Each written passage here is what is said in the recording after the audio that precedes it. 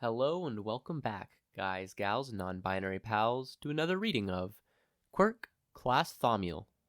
Today I'll be reading chapters 15 and 16.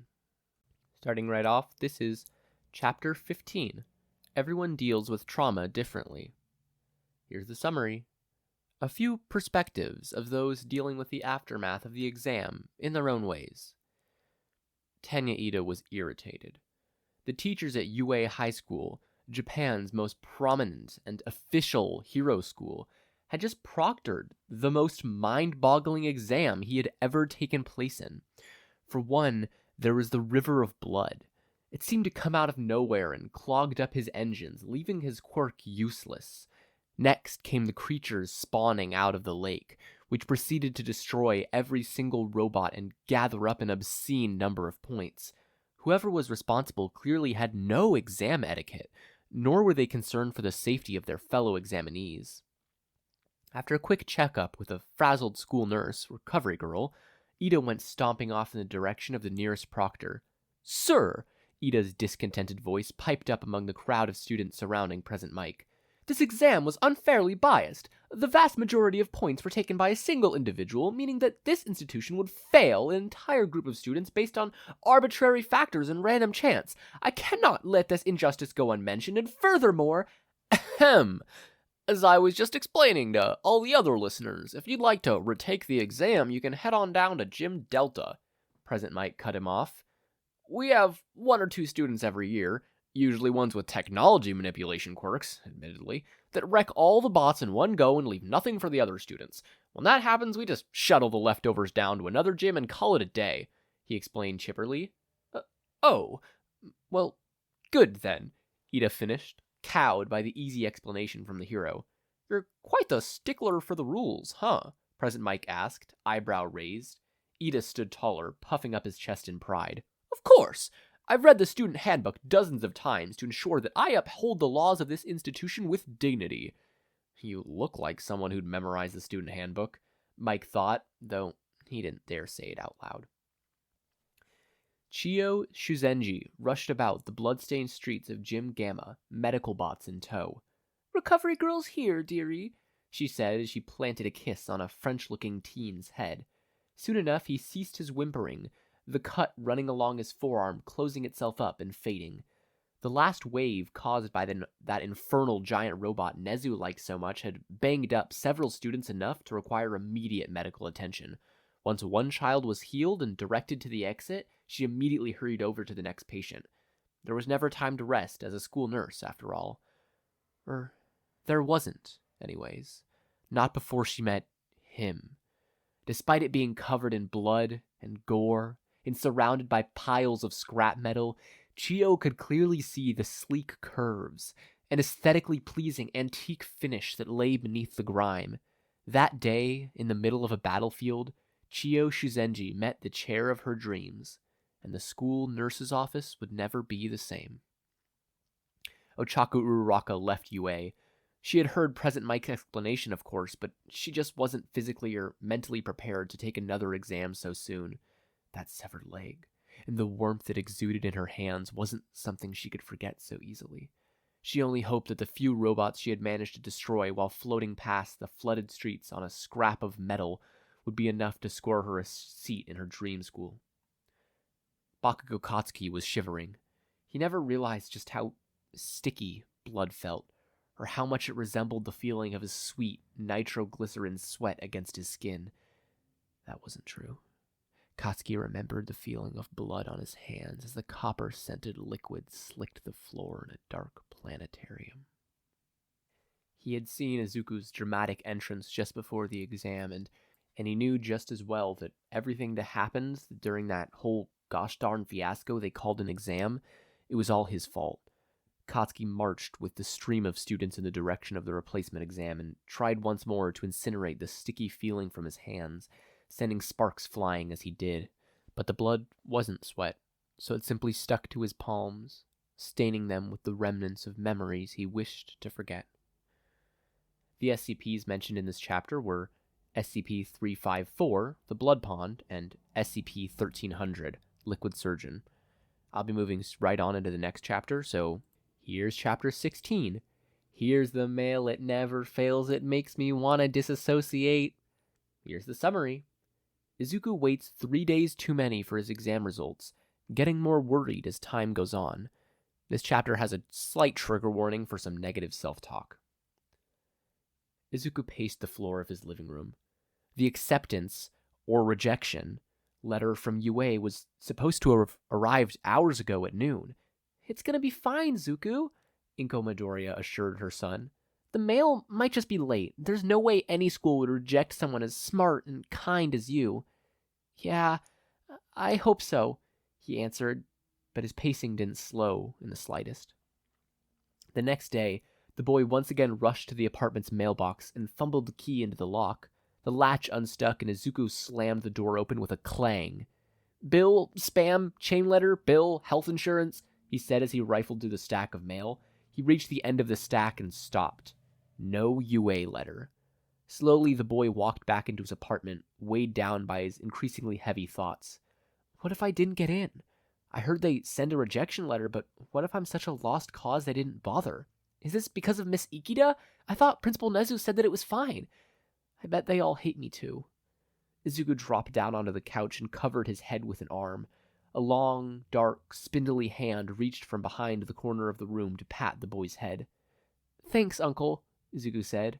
I know you just want to cheer me up, but I'd like to be alone right now. The look he gave his crooked uncle was just tired, like the full weight of his own existence was bearing down upon himself today more than usual. With a sad, staticky noise, the creature crept away, leaving the boy behind to wallow in his self-deprecating thoughts. On the third day, Izuku wasn't sure if he even wanted to know his results anymore. He simply sat at home all day, never leaving the house. When noon came and passed him by, he only retreated further into his nest of blankets from his place on the couch and turned the TV up on louder. I already know what I'm going to find, he thought to himself. Sitting there on the couch, Izuku's thoughts trailed back to Katsuki. He furiously scrubbed his eyes when tears pricked at their edges. My best friend hates me. He's always hated me. The boy turned the TV up louder once more. Before he knew it, hours had passed him by unnoticed. His restless afternoon was interrupted when his mom came home just after 5 o'clock. Izuku, honey, you haven't moved from that spot since I left this morning, have you? Inko admonished upon seeing her son. You need to eat something and get some sunshine. It is summer after all. Inko realized that her son wasn't getting up. Is it the entrance exams? I told you, I know that you aced them, so cheer up. But what if I don't? Izuku whispered, his response muffled by a thick cover of blankets. What if they're all the same? What if they think I'm a monster and don't want anything to do with me? Inko's breath hitched in her throat. A monster? Honey, you're not a monster. What would give you that idea? She asked, sadly. Izuku's face was covered, but she could still see the top of the linens as they quivered. I'm gonna go outside, the boy announced, throwing off his blankets and turning from his mom. He immediately began to rush for the door. Zuko, please, let's talk about this, she said as she grabbed the end of her son's sleeve. For a split second, Inko Midoriya saw her son's face, eyes red and tears streaming down his face. They weren't the usual Midoriya tears. They were tears of despair. She let go of the boy's arm as he ran out of the door. Izuku didn't come home when she called him for dinner, nor until late into the night, the telltale sound of the latch signaling his return. For the first time in years, Inko Midoriya slept restlessly. Izuku awoke to a feeling of guilt. First his uncle, then his mother. He had pushed away all of those who just wanted to help him. He was already a monster, and now he was a selfish one too. He groaned and turned over to see his alarm clock. 10:34, it read. I must have forgotten to set my alarm last night, the boy thought as he picked himself up. Mom probably left for work already. Izuku patted his way out into the living room. He momentarily thought about eating breakfast, but the knot in his stomach disagreed. Sitting down on the sofa, the boy didn't even bother to turn the TV on. Staring at the wall blankly, another 2 hours passed him by. Izuku, are you feeling better? A voice appeared from behind him. Izuku leapt to his feet, startled. He was expecting to see a stranger behind himself for a second time, but instead only saw his mother, bags under her eyes and holding some kind of gray bundle of cloth in her arms. Mom, what are you doing here? I thought you went to work already, the boy asked. I called in sick, Inko answered, squeezing the bundle between her hands. I've spent today sewing in my office. With that, she unfurled her bundle, revealing a simple, dark gray jumpsuit, stitched together with a bright teal embroidery thread that clashed horribly with the rest of the suit. I know that hero schools make your costumes for you, but I just thought... Well, I thought I'd make something for you anyways, she announced proudly. It was ugly, sure. The stitching was uneven, and it certainly wasn't support grade, but Izuku found himself tearing up anyways. Look, Suku, if UA doesn't want you, then it's their loss, Inko cried, literally, as tears ran down her face. Mom, Izuku responded, tears now flowing down his own face as well. He hugged his mother, thoughts of bullies and exam results forgotten in an instant. Who needs them anyway? He had his family, and they loved him no matter what. If that wasn't enough, what could be? Come on, let's check the mail. It might have come by now, Inko said after a few dozen more minutes of sobbing and hugging. And if the letter isn't here yet, we can start on your application for Shiketsu. How's that? Izuku nodded, and together they walked down to their mailbox. With shaking fingers, he opened the door. Right on top of the stack, the red wax seal embossed with the letters UA sat. The boy and his mother grabbed the letter and ran back up the stairs, the rest of their mail forgotten. Tearing the paper to shreds, the Midoriyas watched as a metal disc fell from the envelope, the size of a silver dollar. With a flicker and a beep, light shone from the top of the disc, forming into a hologram. Hey, little listener, a staticky voice said from the device. Wide-eyed, the mother and her son shared a shocked glance at this overly engineered solution to a non-issue. First, apologies are in order for the arrival of these letters. The recording of Present Mike turned to look at someone off-screen. Someone, who shall remain nameless, took our servers out by entering a point total so high our CPUs just couldn't process it. Technical issues? That's all it was? Izuku thought to himself. That's actually kind of anticlimactic. Anyways, despite the significant property damage and emotional trauma you were involved in, you somehow managed to score the highest point total in all of UA history. Inko squealed and clutched her son in a hug.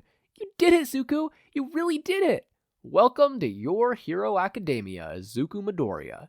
The hologram finished, then shut off abruptly.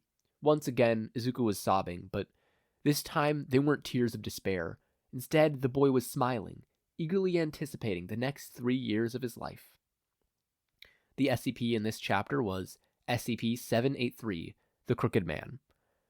This chapter was a little difficult to write with all the emotions, and I know the quality of it doesn't quite match up to my more later chapters. I can see the progress that I think I've made in my writing, but I hope you like this chapter anyways. Next chapter should be up pretty soon, I hope. Thank you all so much for listening. Patch out.